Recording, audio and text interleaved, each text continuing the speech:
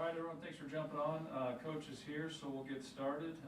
Again, like normal, put your question. If you have a question, go ahead and put it in the chat. First question, Lincoln Journal-Star, Parker Gabriel. Scott, how are you? Good, Parker. How are you? Oh, I'm doing well. A couple weeks ago, there was a bunch of reporting about trying to maybe move the Oklahoma game. What can you say about that? What was your role in that? And then additionally, Bill Moose talked about maybe trying to move a game to September 4th. Would you be in favor of that? Yeah, I think in general there's been ongoing discussions for a while about what's best for the program. I think a lot of options were probably on the table. Our program, I give Bill Moose a lot of credit. I think we had fewer furloughs and layoffs and salary reductions than almost anybody in our league or in the country. I think Bill did a great job navigating us through that. That being said, there was a $40 to $50 million budget hit to our athletic department, and I think there was a lot of discussions on ways to help with that. I think they looked into a lot of different things. I think the biggest thing for me as a football coach is we were scheduled to play in Ireland week 0. Made a lot of sense playing overseas to take week 1 off and get your feet back under you when you get stateside. Now that game's not overseas, sure, it doesn't make a lot of sense for us to have a week 1 bye. I think bringing our players back a week early and then asking them to play one game and sit out doesn't make a lot of sense. And the biggest thing for me is I think the city of Lincoln's starving, our local economy starving for home games and getting in the stands to see our football team. For recruiting too, we need home games, and the earlier the better. I think right now as it sits, we only have 1 home game scheduled till October. And even for recruiting, a lot of kids will have made their decisions by then. We haven't had recruits on campus in almost 1.5 years, 2 years. So I think we're looking at any and all options to try to change the schedule to get more home games and get more home games early. Brian Christopherson, 24/7 Sports. Hey, Scott, with special teams, have you mapped out how you want to handle that coaching-wise and divvy up responsibilities? Yeah, last year we divvied it up to the entire coaching staff. That model was tough. That model was especially tough in a COVID year. Mike Dawson's going to do it for us now. He's been a special teams coach at a lot of different places and at the 1A level. So he's going to be the lead for us on all the special teams and certainly get a lot of help from the other assistants, just like we had last year. But Mike's going to take the lead on it, and as well as coaching outside linebackers. So excited for much needed progress there. I could also ask, how could Coach Bush help, with special teams? He has that experience, and sort of, could you just talk about his hire and as an analyst, what he can bring? Yeah, Bill's obviously an accomplished coach. I think it's works out great for us and for him. He's got family in Lincoln. I don't think without that we'd have an opportunity to have him in the role that we have him in. But Bill's going to help primarily with the defense, just off the field, schematics and things with helping our coaches. I'm sure he'll give a hand to Coach Doss on special teams too. He brings a lot of expertise to the table that I think our coaches will be able to utilize. Thank you. Sean Callahan, Husker Online. Hey, Coach, to clarify on Dawson, will he carry that title then next to his name? Will you add that as special teams coordinator along with his position title? Yeah, I think we will. Titles aren't really important to me, and I don't think it's real important to our staff. Just continuing to improve and win games is what's important to us. But we'll probably give him that title, Sean. There's field goal and field goal block that I don't think he'll have a lot to do with. I think that'll be Coach Austin and Coach Tuioti basically running those. But Mike's going to take the lead on punt return, kickoff, and kick return. And then, Coach, starting spring this late, what are the advantages in your eyes, maybe having those extra couple of weeks that you had in the winter, and then maybe being able to get outside more and having 5 weeks in a row? I mean, have you been able to pull some real advantages you'll get with this later spring schedule? Yeah, I think the first advantage was just having a really good winter. We talked to our guys about breaking the year up into 4 parts, and the first one's over. Winter conditioning is over. We started semester later, so normally we do get a full winter in, but we were able to give the guys some more time off before we started and get a full winter conditioning in. We just did testing for the first time since I've been here. Old school testing like we used to do with performance index and 40s, 10s, agilities, vertical jumps, squats, and cleans. Seeing the improvement that our guys made in those areas, I think gives them a lot of confidence. We certainly owe a lot to Zach and his strength staff, Andrew Strop and the others for the improvement that we made there. Starting spring ball late, I do think the weather will be good. I'm glad we don't have spring break in the middle of it to break up spring practice. I think we'll get more out of spring practice that way. And really the only risk you run is if you get the type of injury there where somebody's out for a while, you're getting closer to season. But those are the risks you have to run to practice hard and get better. Sam McEwen, Omaha World Herald.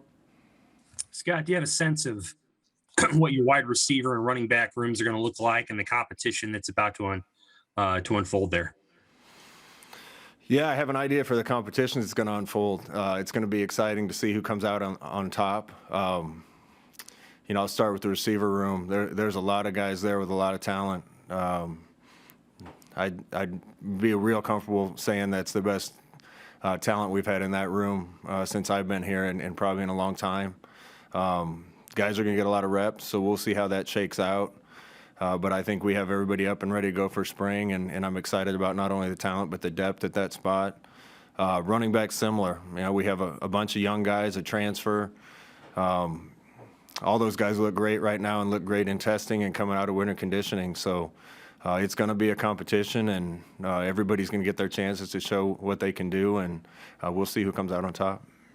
Historically, when you guys used to do the old school testing, the running backs used to be the guys that did a lot of the great testing. I know you did too, but Amon and those guys back in the day. How did these running backs test? They tested well.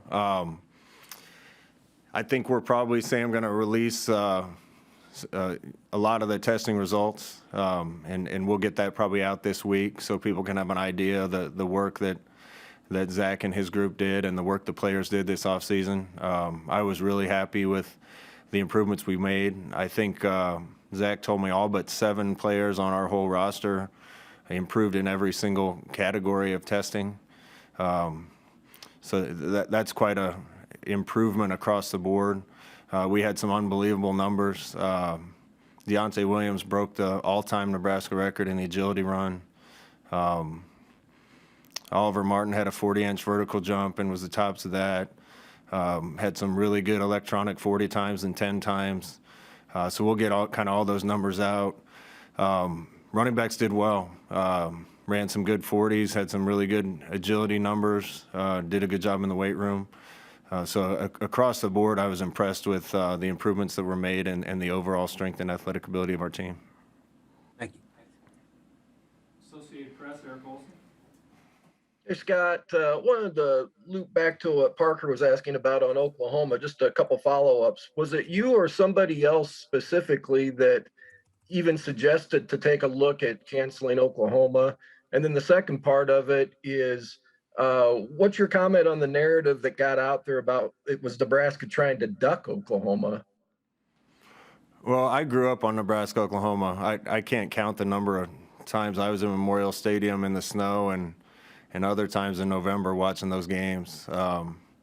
Mike Rozier's games and Billy Sims, and that's my favorite rivalry in sports because it's the one I grew up around. I will tell you too, our players are excited to take their chances against a really good team. I'm sure Oklahoma, like they have been recently, is going to be one of the best teams in the country. Our players are excited to play it.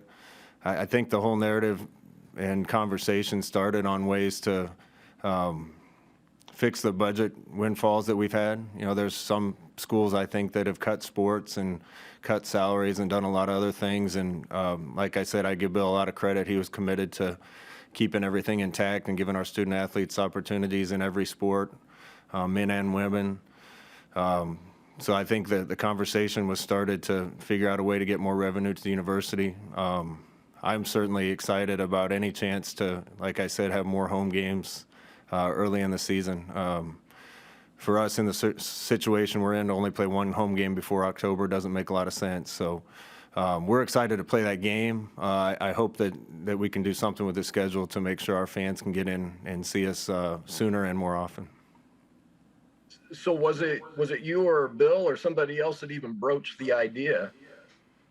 Yeah, Someone I had to don't throw it remember out there. I don't remember where the conversation started for sure. I just know with a $40-50 million cut to last year's budget, I think any and all things were on the table. I think the conversation even evolved after the game in Ireland was canceled. I think the first thing we did was start looking for home games for week 1, and then looking for other options. I'm glad it landed the way it did. I just hope that we can make some kind of alterations. I think Bill's mentioned it too, to make sure our fans can get in and see us sooner, and we can get recruits on campus sooner.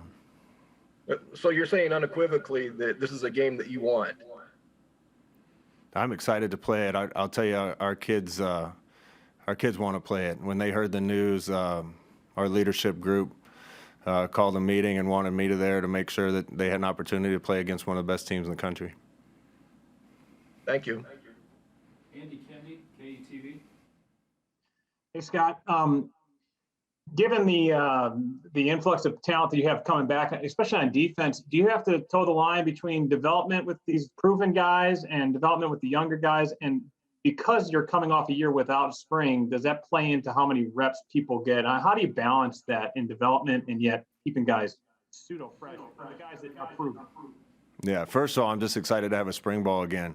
I think to my opinion, it's played out in college football and probably college basketball that through the COVID year, the teams that had veteran players, I think probably overachieved a little, and anybody that was breaking in new players, probably generally speaking, underachieved a little bit. And that makes sense when you have fewer opportunities with your guys, fewer chances to get everybody on the same page and get real practice reps and preseason reps.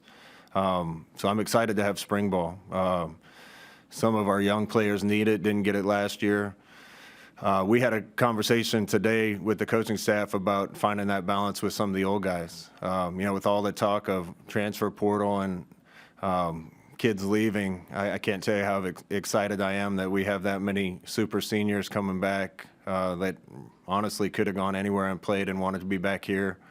So we got to find a balance with them to make sure that we're doing what we need to do to get those guys better and ready to play next fall, and also not grinding them through spring ball. So we'll find the right balance between giving the young guys reps and making sure the guys that have been here for a long time get their share and get ready to play in the fall. Derek Peterson, Hill Varsity. Hey, Scott.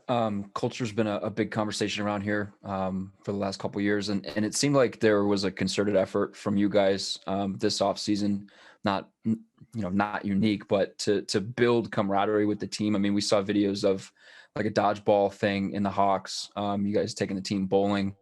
How do you think those efforts went? How do you feel about just the tightness of your team and how your guys have bonded kind of throughout the winter? Well, culture isn't just a big deal the last couple of years. I think it's always a big deal. It probably gets talked about until people are tired of hearing about it. But when you have good camaraderie, good leadership, good culture built on your team, you give yourself a great chance. Those things aren't easy to build. I walked into a program here when I transferred back where the culture was already there, and we just had to assimilate to it and then try to pass it on to the next group. And we've been in a process of trying to get the thing built here the way we want it. You can't do it without good leaders. I think that's why it's important that we have some of the guys coming back to join us again this year. Some of the young guys that we have need to step up and grab the mantle and be the leaders. We're closer than we've ever been of having a culture the way that the coaching staff wants it. I think the key to that is making sure the players take ownership in it, that they feel comfortable around each other, that they care about each other and willing to fight for each other. Those things are tough to build when you can't even be in the same meeting room through a COVID year. So we had some ground to make up there and made a conscious effort to get our guys around each other in some of those situations and feel good about the teammates we have on this team right now and where we are. We still have a lot to do and a lot to build on, but I think those things helped. Thank you. Back to Parker Gabriel. Yeah, Scott, what's the challenge? What do you want to see as a next step for Adrian on the field this spring? And then sort of similar to the conversation about, veteran guys versus young guys and getting reps, how much of an effort will you make or do you need to make to see Logan with sort of your top units to get an idea of where he's at this point in his career? Yeah, starting with Adrian, I expect Adrian to be the player that he expects to be this year, that everybody expects him to be. He's done some things in a Nebraska uniform that are exceptional. I really want to see him limit the mistakes and the bad plays. Talked to him about this, but the Rutgers game, the last game of the year, was an example. I think he was 24 or 28 or something like that, with a bunch of yards rushing and a bunch of yards passing and 2 fumbles and 2 interceptions and one other really bad play. And other than that, he played like a all-conference player. If he can make sure and be efficient and not make those mistakes, he's got enough talent to carry us as far as we want to go. So excited to see his continued development and growth. Smothers and Harburg are both going to get plenty of opportunities this spring to show us what they can do. Masker as well. We get a lot of reps in spring ball, so those guys are going to get a ton of opportunity, and looking forward to seeing those guys develop too. Have you had this, maybe this is, sort of with Heinrich in particular, have you had more of a chance this winter to be around your guys a little bit more, just given that you're not, I think in a normal year, you'd be out on the road recruiting or doing a lot of that. So have you got to know the guys that are brand new to your program more at this stage than you would in a typical year? Yeah, I think so. We haven't been able to be on the field with them yet, see, Harburg throw a football yet. So I'm anxious to see him take some live reps. But, we've been in the building the whole time. We're not on the road in January. So we've gotten to know those guys well. I think they've integrated into the team really well, all the newcomers that are here. I think they have a big head start, and we'll get even a bigger head start through spring ball. So those young guys, we're going to throw them into the deep end in spring ball and let them compete, and excited to see how they come out. But we definitely spent a lot of time with those guys off the field, and like I said, excited to see them go out in spring ball and show us what they got. Andrew Ward, KLKN. Hey, Scott, you mentioned fans a couple of times. Just curious, what was your initial reaction when the Big Ten made their announcement last week to allow some fans to come and watch sporting events again? Well, I'm excited. I do believe that should be a local decision. We need to do what's best. We're kind of past the point where we need to keep it all the same. Everybody's struggling, and athletic departments need revenue, and fans are hungry to see spring games and actual competitions. So I'm glad they made the decision they did. I just miss the fans. Going through that year with no fans was rough. That's part of what makes Nebraska special, is people filling Memorial Stadium in the sea of red. And I'm sure as many fans as we can have in the spring game, they'll be there. And really got our fingers crossed that come September we have some home games and we're able to see a full stadium. Mitch Sherman, The Athletic. Hey, Scott, how comfortable are you right now with the offensive line and what you have back? Juergens, Piper, Benhart to start with, but do you also have a sense of how you're going to fill an open guard spot? Yeah, I think it's a good problem when you have probably one spot that's up for grabs. You're looking at that last game of the 2020 season. Mitch, it's hard to keep track anymore of what grade everybody's in because of the extra year with the COVID exception. But we started a redshirt freshman left tackle and a redshirt freshman left guard and a Cam. I don't even know what he is anymore because he's got an extra year. But technically, I guess with the extra year, he was still a redshirt freshman, and Benhart was a redshirt freshman. So excited to have all those guys back. Thought they played probably their best game of the year as an offensive line, as a unit with that group in there and 4 really young guys. Got some other talent that played some in that game and are going to compete for time at those spots and at the guard spot as well. So expect to see Hickson and Ezra Miller and Brant Banks and Nuri and a bunch of other guys, Bando, compete for time, compete with each other for the right guard spot, and also with the guys that played last year for time at those spots. So like a lot of other groups, I think we're more talented up front than we have been, definitely have more depth than we have. Do you look at Corcoran as, even though he's just started one game, as, you know, in that category with the first group, like a player who you can lean on? Certainly expect Turner to be that type of player, yeah. You know, for coming in for his first start as a collegiate in the last game of the season, there was really no drop-off for us with him playing at that spot. We lost a guy that gave a lot to this program and started a lot of games here, and Turner came in and did great in his first start. So he's a super talented kid, and expect him to take a giant leap this year and be somebody that we can really trust on the offensive line. Time for about 3 more for Coach Brian Christopherson. Hey, Scott, just a nuts and bolts question. Is there anybody who's out due to injury this spring, or that has to be limited because of injury? Yeah, I don't want to get into each individual right now. Appreciate you asking me that again after practice. We went through it with Mark today, and it kind of runs the gamut from some guys that might miss the whole thing to guys that are limited to non-contact to guys that can be in contact but not full tackle. For the most part, our training staff's done a great job, and we have all hands on deck. We'll be missing a few guys through spring, but ask me again after practice 1, and I can give you a better update. If I could ask you about a couple of receivers too. I know you haven't had a chance to really see Toure, Samari out there, but just early impressions of him, and also how Omar Manning has been coming along. Yeah, those are 2 guys, Samari and Omar, that could do big things here. Really been impressed with Samari's approach to coming in here. You can tell he's a veteran. He's a grown-up. He's really been a pro with his preparation and his work in the weight room and on the field conditioning. He's going to make us better in the pass game. We're going to start him off inside and let him compete with a couple other guys. I think he's going to give us somebody that can get down the field and give us a threat in the passing game from the slot. He's a bigger body that'll help us block and also be able to catch crossing routes and be a little bigger target for us in the slot. So I expect him to make us a better team. Been really impressed with Omar's progress on top of a lot of other guys.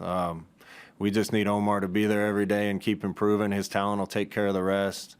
But like I talked about at that position, excited for Levi Falk and Oliver Martin and Xavier Betts. Will Nixon's back. Wyatt Lever's doing some really good things.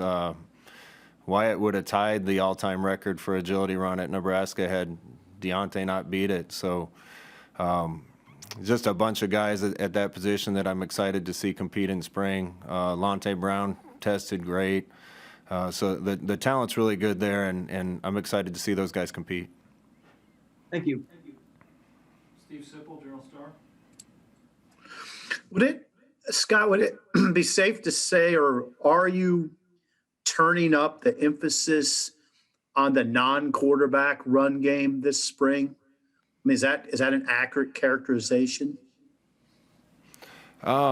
Sip, I want to really dial in on fundamentals this year. And when you talk about getting ready for a season without a spring ball and a fall camp, some of the improvements that we needed to make on some of the basic things are tougher to do when you're getting a team ready to play week 1 with a broken fall camp. So we're really going to focus on being a physical team, on fundamentals up front, fundamentals in the run game, on defense. I think if we get really good at those things, then some of our base things will work a little bit better. Then we can get creative with some others. But I told the team we need to be able to hang our hat on the things that we do and do them well. have those turn into positives for us. And if we can lean on those things, then we'll be able to make some plays with some other creative things. Thank you, Scott. Mm-hmm. And final one for Coach Frost, back to Sam McEwen. Hey, Scott, how did you see an off-season benefit with Matt Lubick having a full off-season to kind of tinker with things? And then how beneficial is it going to get to have a full spring camp where he can kind of tinker and work with things a little bit? He didn't get that chance last year. No, we didn't. The minute COVID hit and we stopped spring ball, Lubick drove back to Colorado. I didn't see him for a while. It was tough, not just for the players, but for the staff. We couldn't really have staff meetings because we were in half the time in a giant team meeting room where we couldn't hear each other, sometimes meeting in the indoor where it was like a barn in there. We didn't get to spend a lot of time together as a coaching staff in the off season. It's been great to have things back a little closer to normal.